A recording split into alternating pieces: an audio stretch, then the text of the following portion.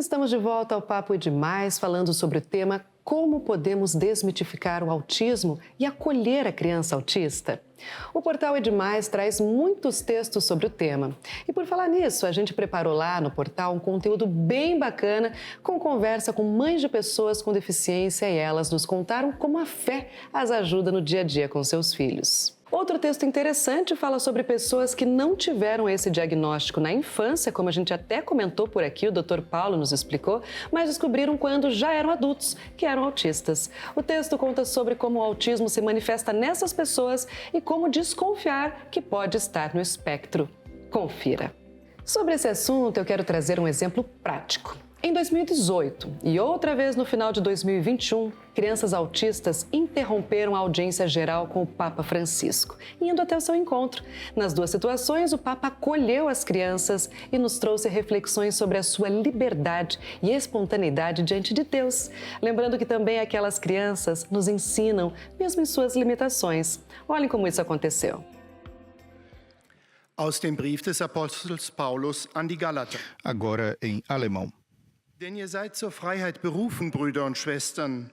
Nur nehmt die Freiheit nicht zum Vorwand für das Fleisch, sondern dient einander in Liebe. Denn das ganze Gesetz ist in dem einen Wort erfüllt: Du sollst deinen Nächsten lieben wie dich selbst. Wort des lebendigen Gottes.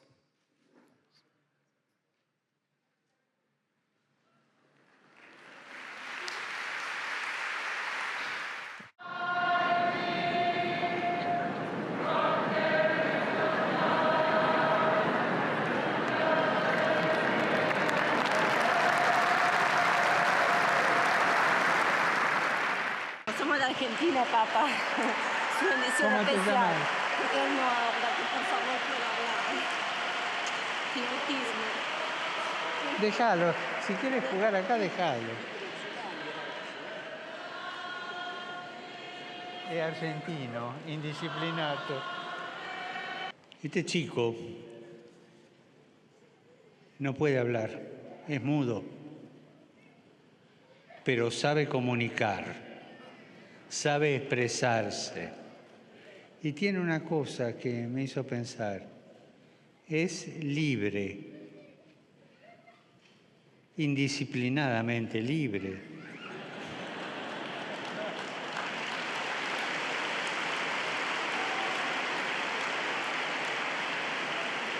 Pero es libre. Y me hizo pensar a mí, ¿yo soy también libre así delante de Dios? Cuando Jesús dice que tenemos que hacernos como niños, nos dice que tenemos que tener la libertad que tiene un niño delante de su padre. No sé, creo que nos predicó a todos este chico. E pidamos a graça de que pueda falar. São imagens incríveis, não é mesmo? Bom, daqui a pouco a gente vai falar também sobre a acolhida de Jesus nessa trajetória. A Priscila com certeza vai poder nos ajudar muito nisso, mas antes vamos continuar colocando o autismo em pauta, entendendo os graus. Você consegue explicar para a gente, Paulo, de forma didática, até para a gente visualizar isso numa forma de uma escala? Perfeito.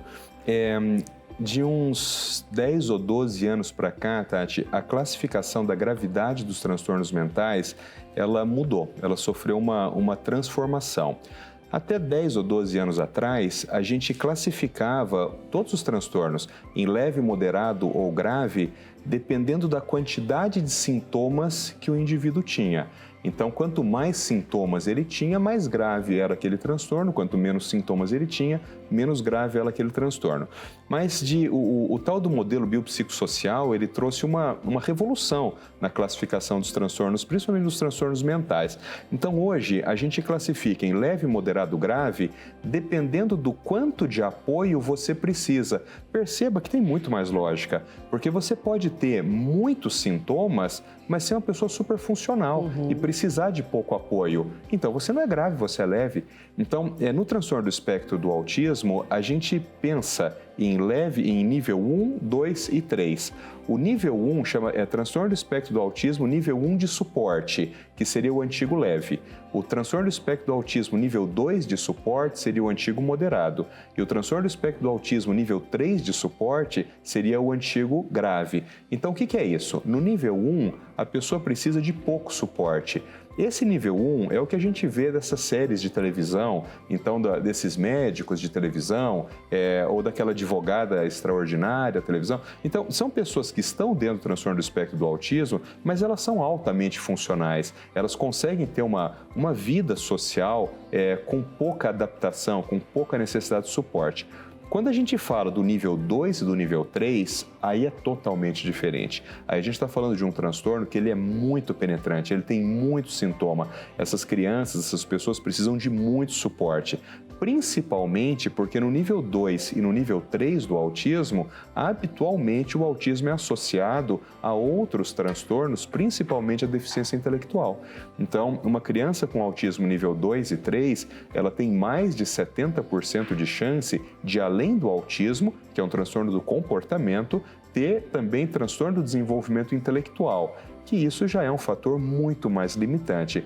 Então, no nível 2 e nível 3, a gente está falando de uma criança que provavelmente vai precisar de suporte durante toda a vida. Isso não significa que ela vai ter uma vida com má qualidade, mas muito provavelmente não será um jovem, um adulto que vai conseguir ter uma vida sem nenhum suporte. Ela sempre vai precisar do apoio de um cuidador, do apoio de um familiar, principalmente em momentos mais críticos da vida. Então hoje a gente entende assim, o nível 1 seria o leve, o nível 2 o moderado e o 3 seria o grave. Uma coisa muito importante, Tati, é que eu sempre digo isso para as famílias, né? Nenhuma mãe gosta de ouvir o diagnóstico de autismo, tá certo? Quer dizer, tem toda uma história do luto, né? Quer dizer, como a Priscila até pontuou, que né? a Priscila pontuou, aquela negação, tal. Então, o que acontece? Muitos médicos, porque o médico também ele é um cara sensível à dor daquela mãe, claro, daquela mulher que está ali. Então, muitas vezes o médico ele dá um diagnóstico de autismo para um bebê pequeno de 2, 3 anos de idade, só que ele acerta o diagnóstico, mas ele erra na complementação. Ele diz assim, olha, não, seu filho tem autismo, mas a senhora fique tranquila, porque é autismo leve, é autismo nível 1. Não. Não existe autismo nível 1 num bebê de 2 anos de idade. Quando você faz o diagnóstico de autismo numa criança pequena, necessariamente você está falando de nível 2 ou nível 3. E por que é muito importante você enfatizar isso para a mãe? Porque a mãe, naquele momento de enorme fragilidade, ela já teve a notícia que o filho é autista. Quando você fala que é nível 1, que é leve, a mulher só ouve isso. Então, o que ela pensa? Ela pensa assim, glória a Deus, então se é leve, então não vou fazer nada, eu vou esperar que daqui a pouco passa. E aí você, muitas vezes, tira a chance daquela criança de ter uma evolução fantástica, porque a mãe vai passar 6 meses, 1 ano, sem fazer intervenção. Então, é muito importante que de uma forma delicada, mas uma forma muito responsável, você diga à mãe que aquela criança tem uma forma moderada, talvez uma forma grave do transtorno do espectro do autismo, que isso não é um selo, que nós podemos trabalhar e podemos mudar e melhorar muito a qualidade de vida dessa criança, mas é muito importante que, principalmente no começo do diagnóstico, a gente não minimize o transtorno, porque não é um transtorno de fácil evolução. É um transtorno que vai requerer muito tratamento, muito esforço da família. Então eu sempre digo, a gente tem que colocar as coisas sem pessimismo, sem agigantar o problema, mas colocando o problema no tamanho real dele. Já eu quero falar com você, Dr. Paulo, sobre tratamentos. Mas, aproveitando o que você falou e o que a gente conversou também no bloco anterior, eu gostaria de perguntar para a Priscila.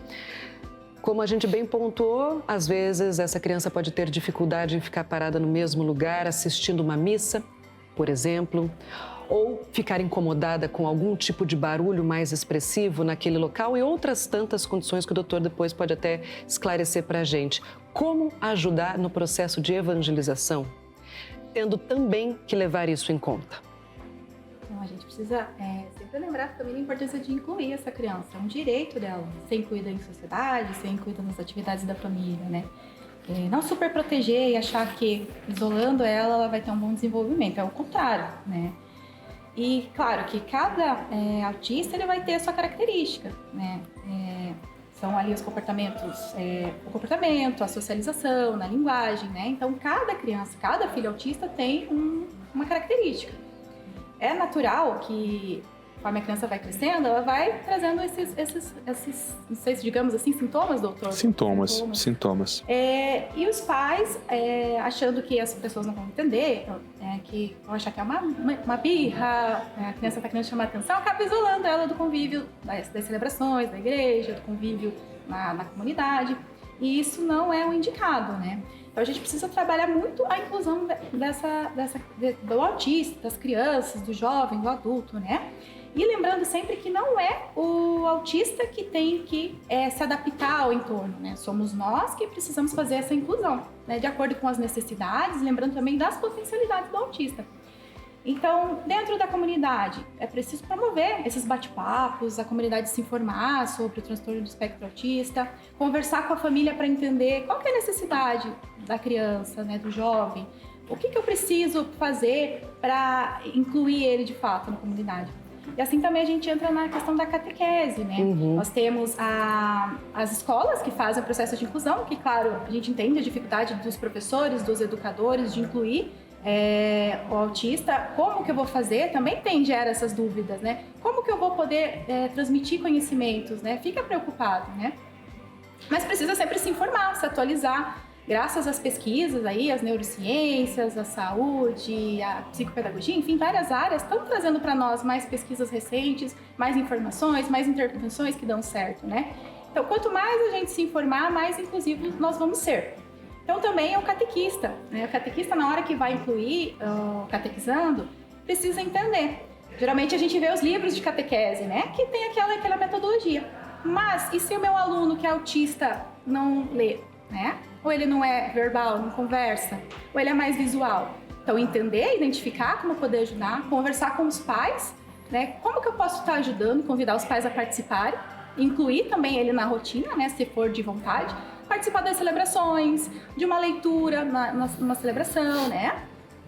E lembrando também que os primeiros educadores, os primeiros catequistas são os pais, a família. Então, um exemplo vem de casa. Então, quem que vai inserir primeiro o autista, a criança, o jovem na comunidade, né? Se não os pais.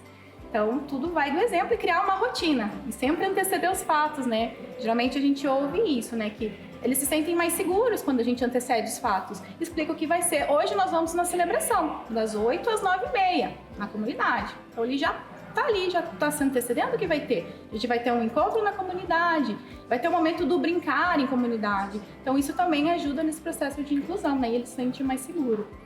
Vocês mostraram um vídeo das crianças com o Papa, né? Sabe que o Papa, eu não sei se por conta disso, acho que não, acho que é por convicções pessoais, mas ele é uma pessoa que tem uma visão muito curiosa sobre o transtorno do espectro do autismo. Ele fez um discurso no começo desse ano, acho que não sei se foi final de março, começo de abril, na Federação Italiana de Autismo, em que ele destaca o protagonismo da pessoa autista na sociedade e a importância da inclusão dessas pessoas com autismo, que vem muito de encontro com o que Priscila falou, né? Então, o Papa tem uma visão muito contemporânea de como a gente entende o transtorno do espectro do autismo.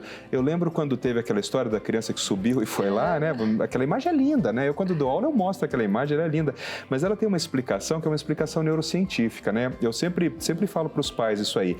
O comportamento humano, ele é basicamente determinado por duas coisas. Por aquilo que dá prazer e por normas sociais, né?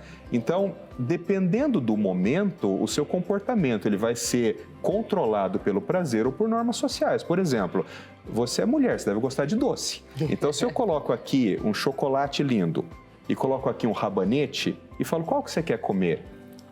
Chocolate, tá certo? Mas vamos supor que você esteja de dieta. Ou seja, o seu comportamento está sob controle de uma norma social, você precisa perder peso e tal. Você tem que comer o rabanete, você come o rabanete, porque o seu controle está sob controle de uma norma social. Eu dou sempre um outro exemplo. Você imagina que um casal, um homem e uma mulher, são convidados para uma festa de casamento. Ela entra lá no salão com o marido dela e tem uma mesa lá cheia de doce. Mulher ama doce. O que ela quer fazer? Ela quer comer doce, mas pode? Não. Tem que sentar, aquela coisa arada toda, e dança valsa, comer doce é só no final. Como o comportamento daquela mulher neurotípica, ela está sob controle social, ela senta e fica esperando, mas ela quer o quê? O doce. Comer doce, mas ela não vai. Agora, você pega e solta teu filho autista ali, ele vai aonde? Vai Comer direto doce, lá. claro. Por quê? Porque eu sempre digo, o autista, principalmente a criança, ele tem uma alma muito libertária. O comportamento da criança autista, ele está muito sob controle do prazer e ele está pouco sob controle da norma social. Então, naquele caso, aquele nenenzinho que subiu lá e foi lá com o Papa, ele sentiu prazer em fazer aquilo. Todas as pessoas que estavam assistindo aquela missa, você acha que não queriam ir lá? Claro que queriam. Se eu estivesse lá, eu queria ir lá beijar a mão do Papa, mas não pode. A norma social diz que você não pode ir até lá. O autista, como ele tem um comportamento mais libertário, ele sofre pouco controle social, ele foi até lá. E você veja a beleza daquela imagem, menina, do Papa compreendendo aquela situação e acolhendo aquela criança, né? Eu, a primeira vez que vi aquilo lá, até hoje, quando eu lembro daquilo, eu fico arrepiado, assim, porque você veja assim, uma das figuras mais importantes do mundo acolhendo uma criança ali, autista, que quem sabe quem é aquela criança, coisa e tal. Então, aquela imagem, eu acho ela uma imagem emblemática. Aquilo é inclusão. Se alguém perguntar o que é inclusão, inclusão é aquilo que você viu ali. Um sujeito que é um sujeito, talvez, dos 5 pessoas mais conhecidas do mundo, incluindo uma criança autista, aquilo é o que a gente conhece como inclusão. A gente está com o tempo terminando, então eu vou abrir para as palavras finais de vocês, mas eu vou induzir, olha só, ao Paulo as palavras finais dele, porque eu prometi agora há pouco que a gente ia falar um pouquinho, muito en passant mesmo, de tratamentos. Então, nas suas palavras finais, eu gostaria de se falasse um pouquinho dos tratamentos e também, é claro, do seu livro, que vai ajudar nessa caminhada em todos os sentidos. Tratamento, diagnóstico e orientações você vai encontrar aqui nesse livro e o melhor de tudo, está disponível gratuitamente. Perfeito. Então, esse é o meu viés de indução de final de programa para você, Paulo. O tratamento do transtorno do espectro do autismo, Priscila já deu um gancho aqui, ele é um tratamento multidisciplinar, né? Então, o médico vai fazer um pouquinho, o pedagogo vai fazer um pouquinho, o neuropsicólogo um pouquinho, o fonoaudiólogo, o terapeuta ocupacional, o educador físico, o musicoterapeuta. Então, o mais importante, Tati, é que essas pessoas trabalhassem em comunhão. O que a gente vê hoje no Brasil e que é muito complicado é cada pessoa dentro do seu consultório fazendo a sua parte, mas ela não conhece o outro terapeuta, eu faço um pedaço, a Priscila faz outro, mas a gente nunca se encontrou, isso não funciona. Então, o transtorno do espectro do autismo, ele é uma intervenção multidisciplinar em que as pessoas precisam trabalhar juntas. Esse livro que está na tua mão, ele é um livro gratuito, ele se chama Autismo, Compreensão e Práticas Baseadas em Evidência. Esse livro aqui, vocês podem baixar ele gratuitamente, ele está linkado na minha página do Instagram. Então, @Paulo Liberalesso, tudo junto.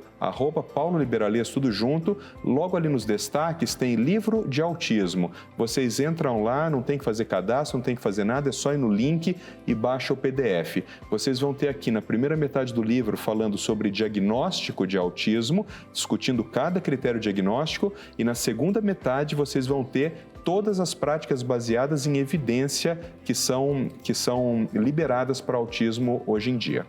Muitíssimo obrigada pela sua presença aqui, Paulo, pelos esclarecimentos e muito sucesso na sua caminhada, que você possa ajudar cada vez mais gente nesse Tati. país. Obrigado. Viu?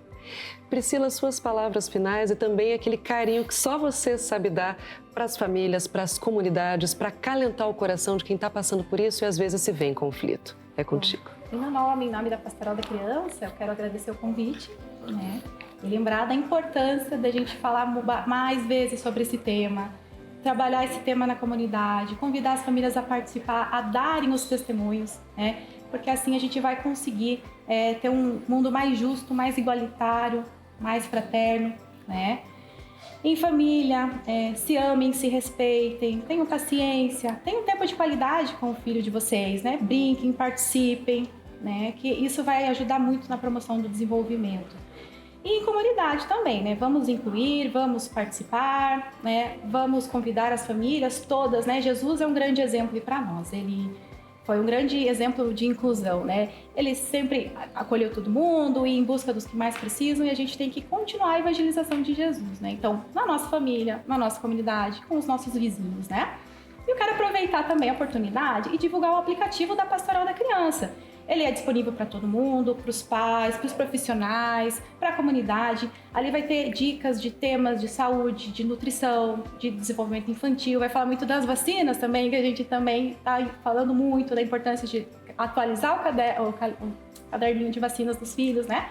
Então tem todas as dicas importantes ali. E também tem um canal, né, que faz contato direto conosco para quem quiser vir fazer parte da Pastoral da Criança, será muito bem-vindo, né? E também para que nos sigam nas redes sociais, no site, no Instagram e no Facebook. Priscila, obrigada, viu? Obrigada a vocês dois por estarem aqui. E a você que está assistindo, também gratidão. Fica o convite, acesse deplay.com.br para rever o programa e ter acesso a mais conteúdos exclusivos sobre o Papo e Demais. E também para mais conteúdos, é claro, sobre as relações familiares. Logo estaremos de volta para mais um papo. Aproveita para dar uma passadinha nas nossas redes sociais. Até o nosso próximo encontro.